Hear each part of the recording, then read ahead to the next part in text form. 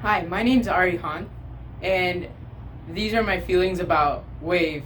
And the first day, I felt like it would be way too long, and that I'll be tired, and I'll be sleepy, and it's gonna be boring, and it's gonna be lame.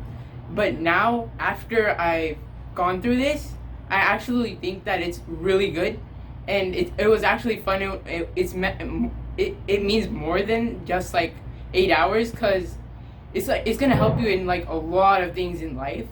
And with this, you can just basically memorize stuff in like much lesser time than how much you'd usually memorize something. Like, say something takes 2 or 3 hours, you could probably cut it down to like 1 hour or like even 30 minutes. So I think it's that powerful and it's really meaningful. And Coach Mohan and yeah, so Coach Mohan is really like fun, and then makes stuff like really funny. He's really happy, and he thinks like he says stuff like in a way that you get interested about it, instead of just like, oh, this is really boring, I'm gonna sleep right now. So it actually makes me happy, and I wanted to do it like the second and third day. And so I think it's worth way more than 8 hours, and that I'll enjoy it even more, even if it's like much longer, like even say 10 hours. So yeah.